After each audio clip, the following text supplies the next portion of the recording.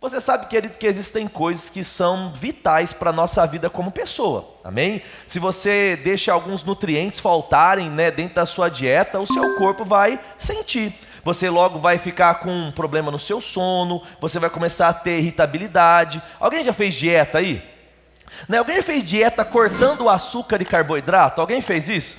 Meu irmão, eu falo para você que uma pessoa sem açúcar e carboidrato, ela fica quase possessa. Quem sabe o que eu estou dizendo aí ou não? Meu irmão, você quer bater em todo mundo, você quer brigar com todo mundo, Aí você do nada fica triste, e irritado na mesma frase que você fica feliz. É um negócio muito louco. Então, quando você deixa de ter alguns nutrientes, de fato, na sua vida natural, você vai sentir as consequências. Querido, a nossa vida espiritual, ela funciona muito parecido com a nossa vida natural nesse aspecto. Todas as vezes que eu deixo faltar algumas coisas, alguns princípios básicos que são espirituais e são vitais para a nossa vida, eu vou deixar de viver a plenitude daquilo que Deus tem. E uma das coisas que infelizmente tem deixado a nossa vida como cristão aquém daquilo que nós poderíamos viver, é a errada compreensão de quem nós somos. Porque quando a gente lá, talvez, não sei quanto tempo você aceitou Jesus, mas eu lembro que com 8 anos de idade eu aceitei Jesus. Desde então não desviei, fiquei dentro da igreja, mas durante todo esse tempo eu aprendi muita coisa errada. Eu aprendi sobre uma imagem errada de Deus, um Deus punitivo, um Deus que o tempo todo, se eu vacilasse, Ele ia passar rasteira em mim, ia dar uma marretada na minha cabeça. Quem aprendeu sobre esse Deus aí? E eu lembro para você que com essa imagem que eu cresci de Deus, eu quando pecava, eu não queria correr para a igreja, eu queria correr da igreja. Porque muitas vezes nós não conhecemos quem Deus é e quem nós somos. Muitas vezes o medo vai tomar conta da nossa mente, do nosso coração, quando ele não precisaria tomar. Querido, nessa manhã eu quero falar um pouquinho para você crescer, talvez te lembrar sobre alguns aspectos daquilo que Cristo fez na redenção quanto à nossa justiça.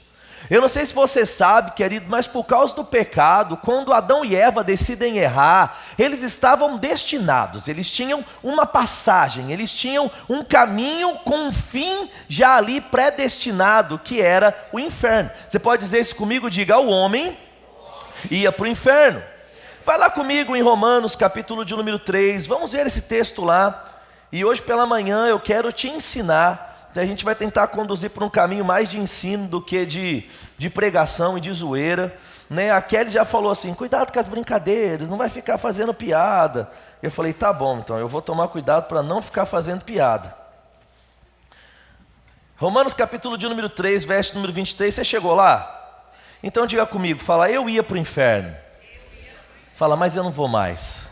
Oh, glória a Deus. Romanos capítulo de número 3, no verso de número 23, ele diz assim: pois todos pecaram e destituídos foram da glória de Deus. Gente, nós sabemos que quando a gente fala sobre pecado, nós estamos falando sobre coisas que são contrárias à natureza de Deus. Por que aquilo que Adão e Eva, aquilo que eles fizeram foi tão ruim para a gente? Porque não afetou só o lado de fora. O pecado afetou a essência do homem. O pecado afetou a natureza do homem. 1 Tessalonicenses 5:23, ele diz: e o Deus da paz o santifique no espírito, na alma e no corpo. Nós somos um ser trino. Nós temos um espírito, ou somos um espírito, possuímos uma alma e habitamos em um corpo. Quando o pecado vem, a primeira parte da nossa vida que o pecado de fato afeta é a nossa essência, é o nosso espírito, é aquilo que nós éramos antes de todas as coisas. A gente sabe que em Gênesis 1:26, a Bíblia diz: façamos o homem à nossa imagem e semelhança. Deus primeiro faz o homem no espírito, para depois formar as outras dimensões do homem. Só em Gênesis 2 nós vamos ver o processo de formação, o homem sendo formado ali do barro. Ou seja, se nós temos 3 dimensões, nós vamos poder ver ao ler a Bíblia que o pecado, ele começa a destruir uma após outra, começando daquela que é mais importante, o nosso espírito. Por que é importante a gente saber disso? Um problema causado no espírito não era fácil de ser solucionado.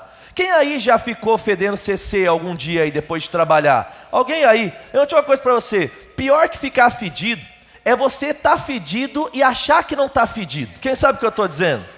Né? Talvez você não passe por isso, mas você tem pessoas perto de você que passam. Né? A pessoa, meu irmão, ela está só naquele cheiro de CC, ela está perto de você, e você está tentando dar todas as indiretas possíveis, mas ela não percebe isso. Quem sabe o que eu estou dizendo?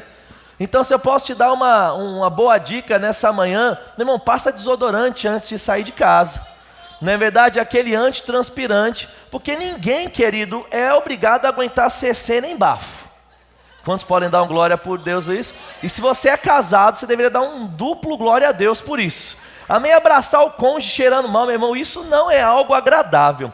E o pecado tornou o homem assim. O homem não cheirava bem, o homem não exalava algo bom, por quê? Porque a essência dele era ruim.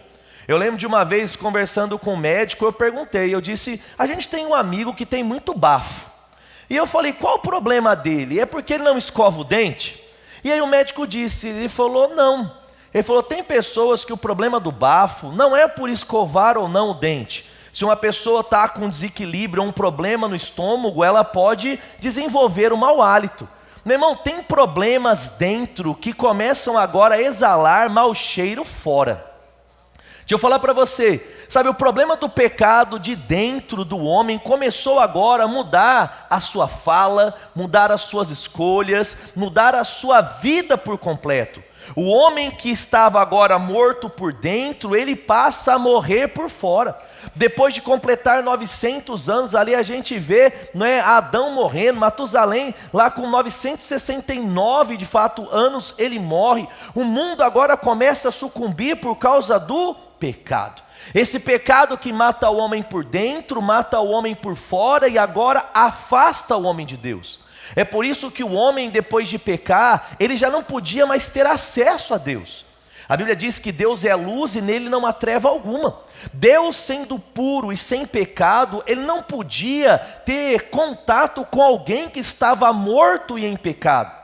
Mas, como a gente vai ver e a Bíblia já vai mostrando para nós, Deus, sendo rico em misericórdia e muito nos amando, ele decidiu não nos deixar na condição que nós estávamos. Deus olhou para nós e nos viu cheirando mal, escravos do pecado, perdidos na nossa essência, e através de Jesus ele decidiu mudar a nossa história. Aleluia. Então você fala comigo, diga, eu cheirava mal, mas agora eu não cheiro mais. Aleluia, abre comigo em Efésios, capítulo de número 2, no versículo de número 1. E quando você chegar lá, você pode dar um glória a Deus, maravilhoso. Efésios, capítulo de número 2, verso de número 1. Então, o que a gente está entendendo e construindo aqui, gente?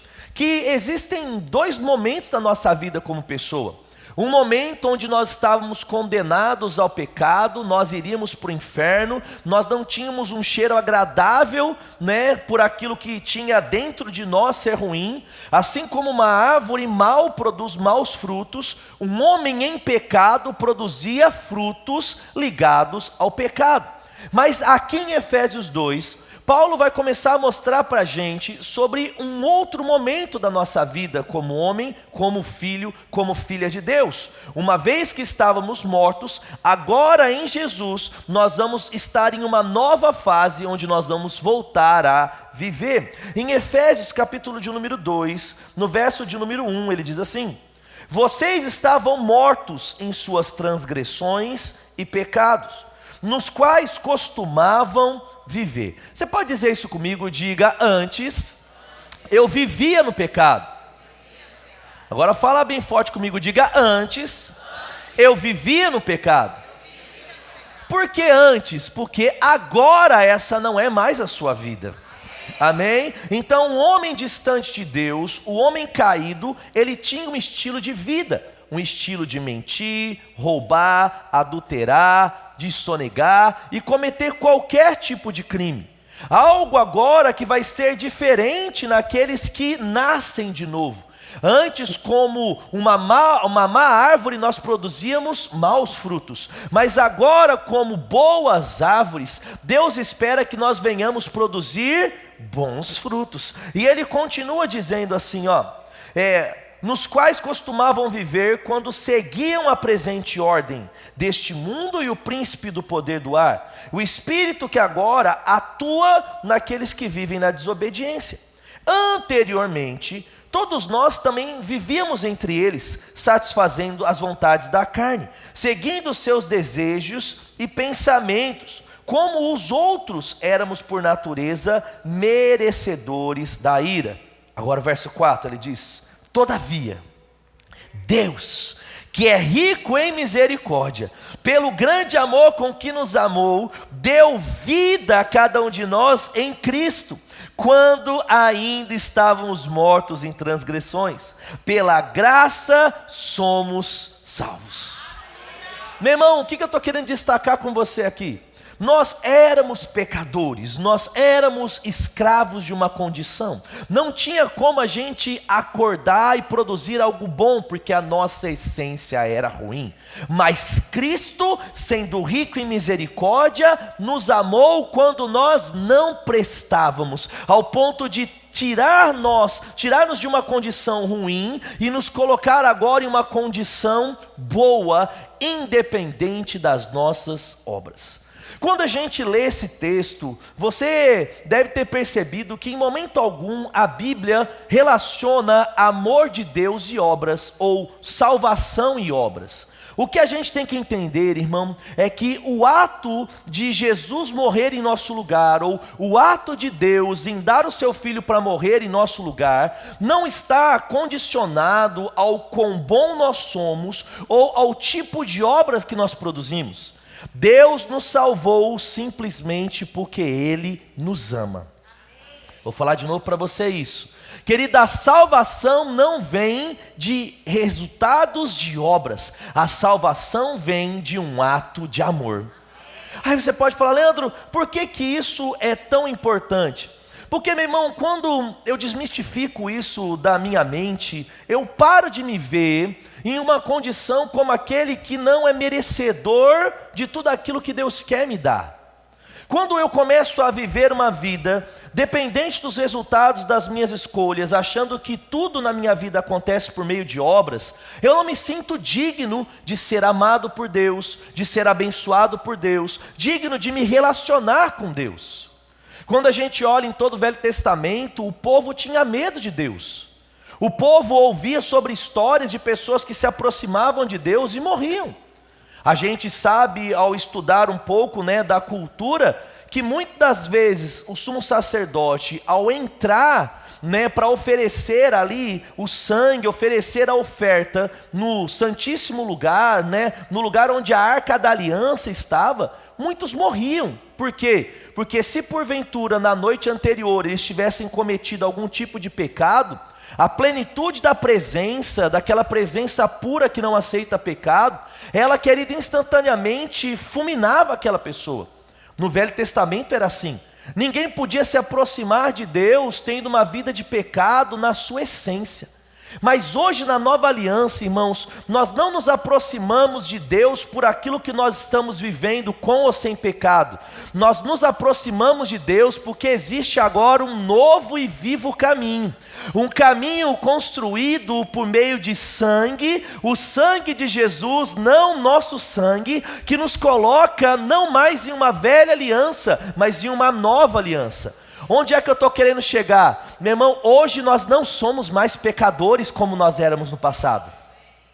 Hoje nós não somos como aqueles que estão desconectados de Deus. Hoje nós somos salvos, transformados, nós somos recriados em Deus. E se essa é a nossa nova condição, o meu relacionamento com Deus não pode acontecer, segundo a condição que eu tinha. Antes eu devia ter medo de Deus, mas agora eu não devo ter mais. Antes eu tinha um acesso limitado a Deus, mas um ato de justiça me colocou em um lugar hoje, onde eu posso ter acesso ao meu Pai o tempo todo. Se você abrir comigo sua Bíblia em 2 Coríntios, vai lá, capítulo de número 5, vai lá, Atos, Romanos, Coríntios, 2 Coríntios, capítulo de número 5, aleluia. Quando você chegar lá, diga comigo: eu estou indo para o céu. Aleluia. Se Jesus voltar hoje, quem vai para o céu aí, meu irmão? Aleluia. Deus é bom. 2 Coríntios capítulo de número 5, no versículo de número 21, ele diz assim: aquele que não conheceu o pecado, Deus o fez pecado por nós, para que nele fôssemos feito justiça de Deus. O que significa, querido? O que é ser feito justiça de Deus? É ter tido a essência transformada. Lembra que eu disse para você que o pecado destruiu o homem por dentro? O pecado destruiu, Jesus reconstruiu. O que o pecado matou, Jesus agora vivificou. Aquilo que estava podre por dentro e agora manchava as nossas palavras e as nossas obras, agora existe vida. Deus colocou vida dentro de mim e dentro de você, para que nós não vivêssemos mais escravos do pecado, não vivêssemos mais com medo de Deus, não vivêssemos mais distantes, sem relacionamento com o nosso Pai. Hoje nós somos justificados para termos, querido, tranquilidade de fechar os olhos, abrir a boca e o coração e criar ou desenvolver um relacionamento com o nosso Pai. Quando hoje você peca, você não corre de Deus, você corre para Deus. Quando você peca, a Bíblia diz no livro de João, que nós temos diante de Deus, Jesus, o nosso advogado, que perdoa todos os nossos pecados. Vou falar de novo para você, querido. Você não está indo para o céu, ou você não está criando agora um relacionamento de pai e filho com Deus, por causa das suas obras, mas por causa da graça, mediante a fé, que alcançou a sua vida, nos tirou de uma posição de escravos, para nos colocar em uma condição de filhos. Você pode dizer isso comigo? Diga: eu sou filho de Deus. Então o pecado, querido, escravizava as pessoas e os fazia pecadores, mas agora um ato de justiça transformou a nossa vida e nos reconciliou com o Pai. Por que que eu posso estar reconciliado com Deus? Porque eu não sou mais pecador, agora eu sou justo. O pecador é escravo do pecado, e onde existe o pecado não existe Deus. Agora o justo, ele é justificado, ele é limpo, ele é regenerado, e por causa dessa condição, ele pode ser um com Deus novamente. Se você abrir comigo sua Bíblia em Colossenses, vai lá, Colossenses capítulo de número 1, Gálatas, Efésios, Filipenses, Colossenses. Abre sua Bíblia aí, Colossenses capítulo de número 1, ou acompanha com a gente aqui no telão, que a galera está colocando para você. Colossenses capítulo de número 1, no versículo de número 21. Ele diz assim: a vós outros também, que outrora éreis estranhos e inimigos do entendimento pelas vossas obras más. No verso 22 ele diz: agora contudo ele vos reconciliou no corpo da sua carne, pela morte, a fim de perante vos apresentar agora santos, sem defeitos e irrepreensíveis. O que é ser justificado? O que é ser justiça de Deus? É não ter mais nada que nos afaste ou nos impeça de falar com o nosso Pai. Meu irmão, hoje você não tem um Deus distante, hoje você tem um Deus que te entende. Hebreus diz que nós não temos um sumo sacerdote que não pode compadecer-se das nossas fraquezas, mas temos um que em tudo foi tentado, mas em nada pecou. Deus entende a sua dificuldade. Deus entende, querido, aquilo que você passa no seu casamento, aquilo que você passa, querido, com relação a ser tentado a pecar. Deus entende, porque o próprio Verbo se fez carne e habitou entre nós. A Bíblia diz que Jesus em tudo ele foi tentado, querido, ele se identificou conosco. Para quê? Para uma vez se identificando, pudesse nos substituir, para nos tirar da condição que nós tínhamos. Eu era pecador, mas agora eu sou justo. Eu era condenado, mas agora eu sou liberto.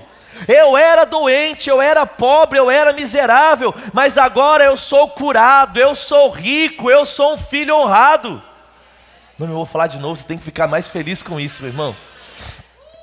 Não importa aquilo que nós estamos nos sentindo, não importa aquilo que contaram sobre nós, importa aquilo, querido, que Deus diz sobre nós. Meu irmão, eu falo para você que tem gente que tem uma autoestima elevada. Quem é desse tipo aí? né, que você olha e fala, meu, eu sou lindo mesmo. Tem alguém que é desse tipo aí ou não? Mas eu falo que tem pessoas que não estão nesse nível. Tem pessoas que têm uma estima normal e outras têm uma baixa estima. Sabe, eu falo para você que às vezes, meu irmão, eu não tenho uma baixa autoestima não. Eu acho que eu sou normal. Eu não falando, cara, eu não sou o mais bonito de tudo, mas eu também não sou feio, né? Eu tenho pessoas mais feias que eu conheço, né? Né? Então assim, né? Eu poderia citar nomes, mas eu não quero criar inimigos. Não é verdade? Né, Clips? Né? Eu poderia, né? Mas não vou fazê-lo. Então eu falo para você, querido, eu não estou. Mas eu falo para você, querido, que de tanto querem falar que eu sou lindo, de tanto ela olhar para mim e falar, você é o homem mais bonito dessa terra, meu irmão, Tom Cruise passa longe. Sabe, deixa eu falar uma coisa para você, querido, não importa aquilo que você se vê. Se nós começarmos a dar ouvido mais àquilo que Deus diz do que aquilo que as pessoas dizem ou que o espelho nos diz, nós vamos começar a nos ver de uma forma diferente. A gente vai parar de se ver como derrotado e vai começar a se ver como a Bíblia diz em Romanos, que nós somos mais do que vencedores. Meu irmão, quando eu entendo que eu sou justificado, eu não entro no jogo para perder, porque eu sei que eu não estou jogando apenas baseado na minha força, mas existe uma força divina e do alto que repousa sobre a minha vida. Eu entendo que eu não construo a minha família porque eu sou um bom pai, eu construo a boa família porque eu sou um bom pai, cheio do poder de Deus, que me capacita a ensinar, a cuidar, a suportar, quando eu não tenho forças para isso. Desculpa, Douglas, né, pela velocidade. Douglas traduzindo, eu fico imaginando ele ali. Aleluia. Mas daqui a pouco o Di está falando português aí, não é verdade? Né? You speak English so much better, né? You learn so much fast. You're smart. Né? Ele vai aprender bem rapidão. Né? E aí mais gente lá, tá vendo que tem um irmão lá atrás também, que vai falar, daqui a pouco tá todo mundo falando português, ou então tá todo mundo da gente falando inglês, né? Olha aí, não é verdade? Né? Então um dos dois, vão ser tudo poliglota aí, orar em línguas, falar português e inglês, né? E às vezes espanhol, eu falo pra você, meu irmão, espanhol é mais difícil que inglês, não é verdade? Os caras falam assim, meu Deus do céu, né? Aí para mim é mais difícil entender um hispano falando rápido. É muito difícil, mas vamos voltar aqui, né? Então, querido, não importa como as pessoas estão se vendo, ou como você está se vendo, ou o que você está sentindo. A gente precisa aprender o que Deus fala sobre as nossas vidas e andar pelas nossas convicções e não pelos nossos sentimentos. Porque, querido, nem sempre a gente vai se sentir justo. Às vezes a gente vai se sentir pecador e do pior tipo. Nem sempre nós vamos nos sentir capacitados. Sabe, às vezes, irmão, nós vamos achar que não existe possibilidade de vencermos as coisas. Mas deixa eu falar uma coisa para você. É por isso que a Bíblia diz o tempo todo que o justo vive pela fé e não pelos seus sentimentos. Paulo, de uma forma muito sábia em Coríntios, ele diz que nós andamos por fé e não por vista. O que a Bíblia está dizendo? Sabe, irmão, tem hora que a gente vai olhar no espelho, tem hora que a gente vai olhar a mensagem, tem hora que a gente vai olhar para o saldo do nosso banco, e tudo isso vai lançar, querido, verdades, né, dentro da nossa mente. Mas muito maior que essas verdades, existem algumas outras verdades que nós podemos decidir nos agarrar. Sabe, irmão, às vezes o noticiário ele vai falar algumas coisas, e eu falo para você, as notícias não estão boas sobre o nosso Brasil. Mas deixa eu falar para você, querido, nós temos familiares no nosso Brasil, e a nossa nação não vai sucumbir. O nosso país não vai quebrar, as coisas não vão ficar ruins, porque nós vamos prosperar na América, mas os nossos familiares que estão no Brasil vão prosperar no Brasil. Mas às vezes a gente pode olhar e a gente pode ficar triste ou até mesmo acabar falando na condição que nós tínhamos. O homem não nascido de novo, o homem não justificado, irmão, ele estava provando da bênção, mas tudo que ele sabia era reclamar. De repente o povo está lá e está difícil, porque o povo está lá, né, no exílio, o povo está como escravo, está servindo a Faraó, está difícil. Eles oram, e Deus fala, eu ouvi o clamor do meu povo, eu vou levantar o libertador, Moisés. Meu irmão, você consegue entender o nível de milagres que aquele povo viveu em alguns poucos dias? Era Moisés falar e acontecer. Era água se transformando ali em sangue, era cajado se transformando em serpente. Aí de repente vinha uma praga da direita, uma praga da esquerda. Aí de repente na hora que viu a morte de todos os primogênitos. Aquilo que era impossível acontece. Que é o quê? O faraó libertar o povo para sair. Milhares de pessoas, centenas de milhares andando, porque era muita gente. De repente, no meio de um lugar de milagre, depois de ter visto o mar se abrir, o povo agora começa o quê? A reclamar. Meu irmão, o povo começa a falar para Moisés: nos tiraste do Egito para morrer de fome no deserto? Era melhor ficar lá escravo, comendo as migalhas de Faraó, do que ficar aqui. Meu irmão, não sei se você está entendendo. Os caras tinham visto o mar se abrir, os caras tinham visto todos os milagres acontecer, eles tinham visto os seus inimigos serem afogados de forma sobrenatural. Tudo que estava acontecendo de ruim, Deus estava transformando. Mas aquele povo, porque era caído, porque a sua essência era destruída, mesmo em um ambiente de milagres, eles só conseguiam olhar para as coisas ruins. Deixa eu falar uma coisa para você. Você não é esse povo. Vou falar de novo para você. O povo só conseguia ter um olhar mau porque o interior deles era mau. Você não é mau. A Bíblia diz que Ele nos deu um novo coração, Ele colocou dentro de nós um espírito recriado, Ele nos justificou, ou seja, independente do que está acontecendo, se é coisa boa ou ruim, nós podemos ter uma boa ótica acerca das coisas. O mundo pode estar caindo, mas a gente está cantando glória a Deus.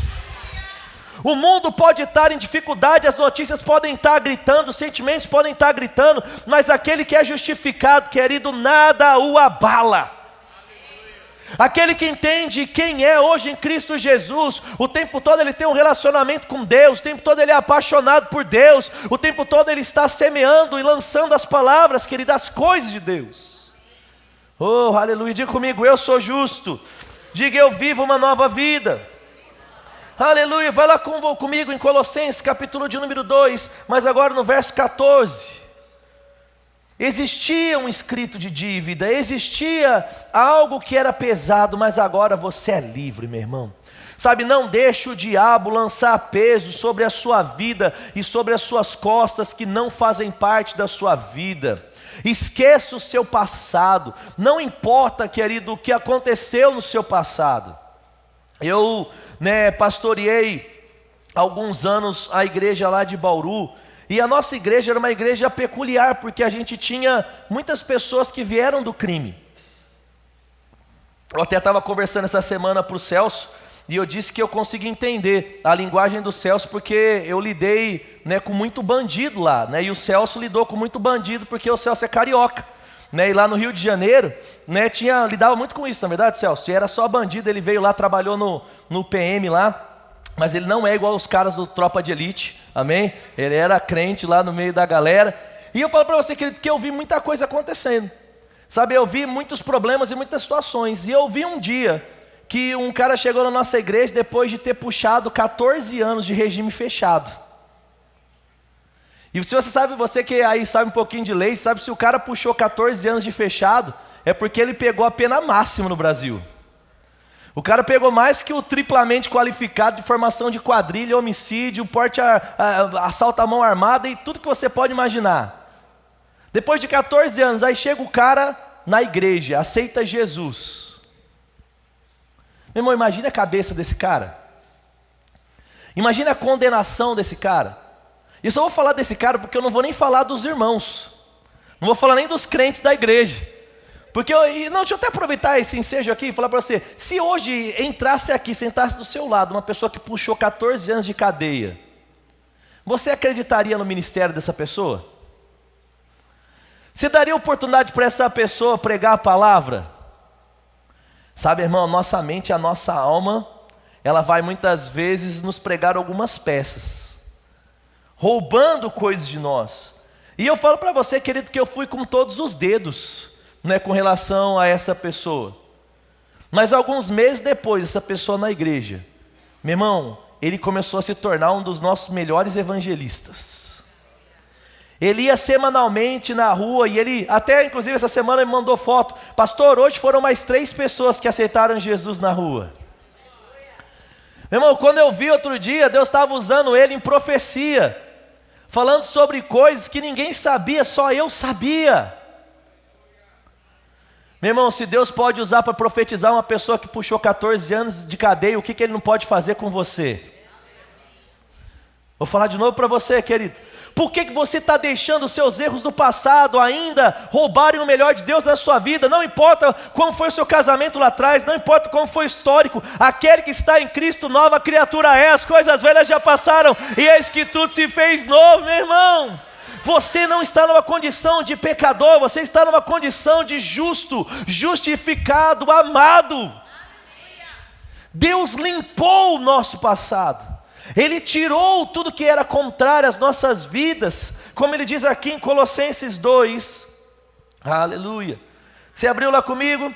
Colossenses capítulo de número 2, no versículo de número 14, ele diz assim, vamos ler o 13 melhor, ele diz assim: quando vocês estavam mortos em pecados, na incircuncisão da sua carne, aleluia, e ele diz assim, Deus os vivificou com Cristo e nos perdoou todas as transgressões. Você pode dizer isso comigo? Diga: todas as transgressões foram perdoadas.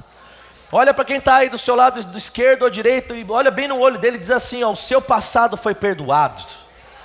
Se não tem ninguém, olha na frente e atrás, acha uma outra pessoa e diz: o seu passado foi perdoado. Oh, aleluia! E ele diz assim: e ele cancelou a escrita de dívida que consistia em ordenanças, o que era contrário, ele a removeu, pregando na cruz, despojando os poderes e autoridades, e fez deles um espetáculo público, triunfando sobre eles na cruz. Eu gosto dessa versão. Meu irmão, Jesus não só venceu o diabo na cruz, ele humilhou o diabo. Ele tirou onda, ele fez chacota, ele envergonhou, para quê? Para que o nosso inimigo não tivesse mais força para se levantar. Sabe, quem gosta do futebol sabe o que eu estou dizendo. Quando o time está bom demais, meu irmão, o outro time de repente é afetado até psicologicamente, parece que para de jogar. Quem sabe o que eu estou dizendo? Né? Eu sabia disso com o meu São Paulo, lá na época do Tele Santana, né? Porque depois daquela época lá dos mundiais não teve mais nada. Né? Então eu estou achando que eu vou torcer para o Botafogo, na verdade que ganhou, está ganhando as coisas aí, então não posso torcer para o Vasco, né? Porque no Vasco não ganha nada, né? É o eterno vice. Tem algum vascaíno aí ou não? Ah, Deus perdoe sua vida, né? Brincadeira, brincadeira, meu irmão. Eu não posso, depois eu vou brincar com o Corinthians, com o Palmeiras, cada pregação a gente brinca com alguma coisa. Mas o bom é que a gente vai jogar, né, bola lá no céu todos no mesmo time, nosso time só vence, não é verdade? Então, irmãos, quando a gente olha para o ambiente deste futebol, sabe, meu irmão, dependendo do baile que o time leva, ele só vai levando mais gol, porque ele é abalado psicologicamente. Sabe, irmão, é assim que está o nosso inimigo.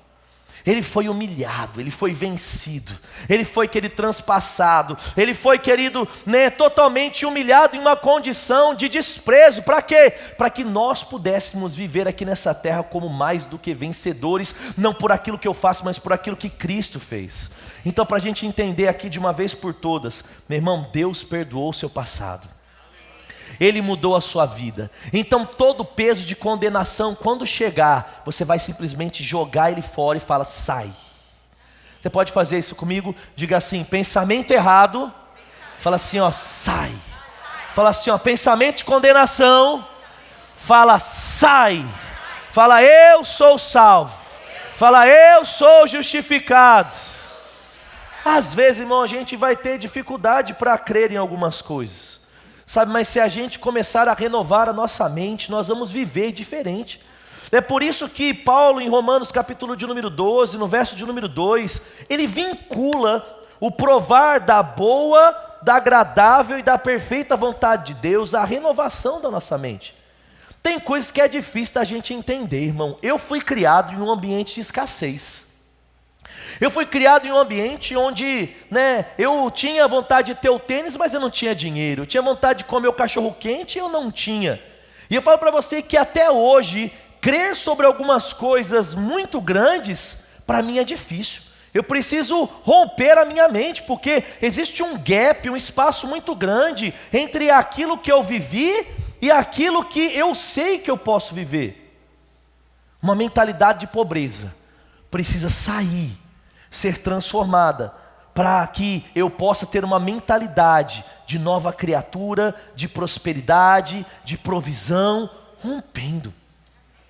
Quando você passa tanto tempo pensando sobre o pecado, sobre condenação, fica difícil você, querido, viver agora uma vida de leveza, uma vida sem condenação. É por isso que o quanto antes você limpar e renovar a sua mente, mais fácil vai ser você viver a plenitude da nova aliança.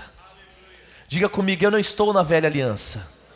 Diga, eu estou em uma melhor aliança, pautada em melhores promessas. Vamos ler aqui Romanos capítulo de número 5, no versículo de número 21. Abre lá comigo. Romanos capítulo 5, verso de número 21. E esse é o último texto, porque o meu tempo voou e já está acabando o meu tempo. Romanos capítulo de número 5, no versículo de número 21, ele diz assim, ó: para que assim como o pecado veio a reinar a morte, assim também viesse reinar a graça pela justiça para a vida eterna, a saber, de Jesus Cristo. No verso 17, se você volta alguns versos comigo, ele diz assim: porque pela ofensa de um só, a morte veio reinar por esse, muito mais agora, os que recebem a abundância da graça e o dom da justiça, reinarão em vida, a saber, por meio de um só, Jesus Cristo. Meu irmão, reinar, diga comigo, eu fui chamado para reinar sobre todas as situações da minha vida. O que isso significa, meu irmão? Deus não fez o que Ele fez por meio de Jesus para que você tivesse um casamento quebrado. Eu lembro de uma vez uma mulher que chegou para mim e ela disse: pastor, todo mundo da minha família separou, eu vou também separar? Eu falei: não, minha irmã, você não vai separar. Por quê? Porque Jesus morreu na cruz por você, e esse mesmo Jesus que morreu é Jesus que te capacita a restaurar o seu casamento. Meu irmão, mês depois do casamento dela, que ele estava todo restaurado. Por quê? Porque Deus sabe restaurar casamento. Ah, mas todo mundo da minha família morreu de problema do coração. Meu irmão, eu sei o que a ciência diz, eu sei o que é hereditariedade, mas eu sei também o que a Bíblia diz. E a Bíblia diz que pela pisadura de Jesus nós somos sarados. A Bíblia diz que o Deus que criou o mundo, criou a minha vida. Então pode todo mundo ter problema no coração, eu não vou morrer de problema no coração. Pode todo mundo estar na miséria, pode todo mundo, querido, estar mendigando, mas nós vamos ser aqueles que vão doar as cestas básicas. Hoje pela manhã, a Fran lá do Brasil mandou uma mensagem, e ela falou: pastor, manda mensagem agradecendo o pastor Williams, de uma igreja lá de Bauru que chama Rasgando os Céus. Agradece ele porque ele doou 40 cestas básicas para o projeto Hahaha. E eu falei: glória a Deus, Senhor, obrigado pela provisão que chega. Mas naquela mesma hora eu falei: Senhor, nós sabemos receber, mas vai chegar o dia onde nós seremos aqueles que irão doar. Vai chegar o dia onde nós não teremos apenas para nós, mas nós teremos para os outros. Meu irmão, rompe a sua mente. Você não é aquele que foi chamado só para ficar recebendo. Você é chamado para dar. Você é chamado para realizar sonhos. Não importa se você nasceu num ambiente de escassez, não importa se você só andava de busão, não importa se você só usava roupa que vinha do irmão, do primo, do outro e do outro. Quem passou por isso aí? Meu irmão, você é aquele que vai dar as roupas novas. Você é aquele que vai estabelecer uma nova estação. Por quê? Porque eu não sou mais aquele pecador. Eu sou filho, justificado, amado, transformado, protegido. Oh, aleluia! Essa é a nossa vida, irmão. E nós não podemos aceitar nada menos que isso. Nós não podemos aceitar nada menos que isso. Sabe por quê?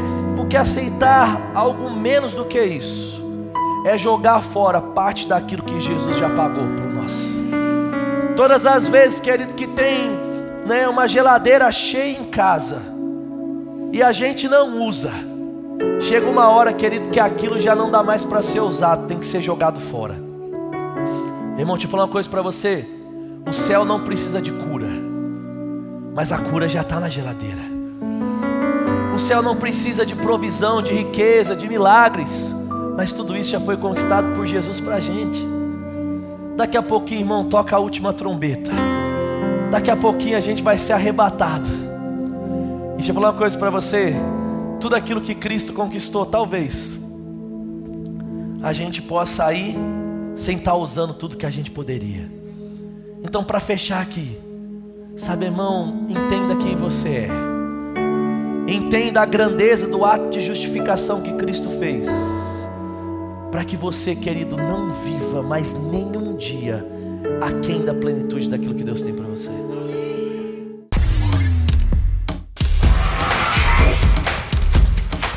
Que palavra abençoada que você acabou de receber, hein? Eu tenho certeza que você foi edificado. Por isso, compartilhe já, mande para alguém, mande para um parente, porque essa palavra pode salvar alguém nesse momento. E se você estiver aqui em Orlando ou na região, o nosso endereço está na descrição. Venha nos fazer uma visita, você não vai se arrepender. Não se esqueça de se inscrever no nosso canal. Acione o sininho, acione a campainha, acione qualquer coisa aí, mas não deixe de participar e receber desse lugar aqui que Deus tem ministrado tantas palavras, que tem transformado e alcançado tantas pessoas. Isso mesmo, seja edificado na prática dessa palavra. Bem-vindo ao Verbo da Vida, Orlando. Bem-vindo à Palavra da Fé.